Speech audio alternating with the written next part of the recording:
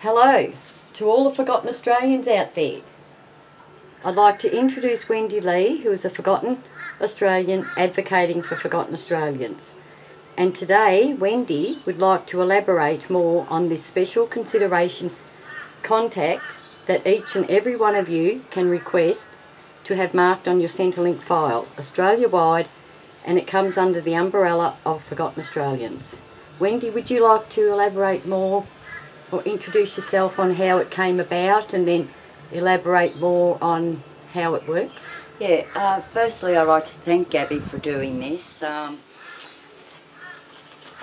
Gabby came down in March on a holiday, and I wanted Gabby to see what service providers were doing for Forgotten Australians where I lived. So I took Gabby out to meet a few of them and see the support we were getting, and I said to Gabby, let's go to Centrelink. I'd like to introduce you to Maria Van Axel Cooter. And she was a government action leader. And with that, when I went in to introduce Gabby to Maria actually got up and she was saying that we could have our files marked with special consideration contact because we are Forgotten Australians, and so we don't have to retell our stories and be re-traumatised. We could get the files marked as that. Any Australian can get this marked on their Centrelink files, be it if you have a really serious medical illness or some trauma you are going through or have been through in your life dealing with a government agency. So Maria went off then and there and actually got a man to mark my file with this. And then from there, other people, we were telling other Forgotten Australians about doing this, and they were finding that service providers at Centrelink and other agencies weren't or didn't understand what this special contact consideration.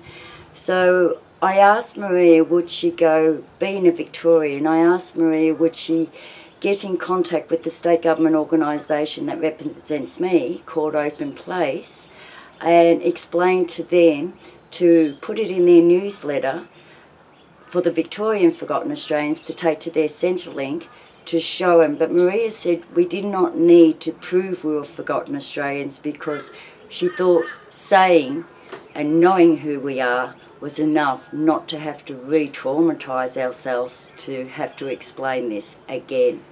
So Simon actually put it in the Open Letter newspaper or newsletter that was sent out, and as I suggested to Gabby, maybe every org that is state government run, be it Wattle Place or Olsen Place, whatever state org you live in, maybe you can ask them to contact Simon, the manager of Open Place, to send a copy of what was put in the newsletter for Forgotten Australians so they could take it into their Centrelink so that these service providers or service customer services that work in Centrelink will have an understanding of who we are, and then get your file marked. But as I said, every Forgotten Australian, Australia-wide, can have this put on their Centrelink documents.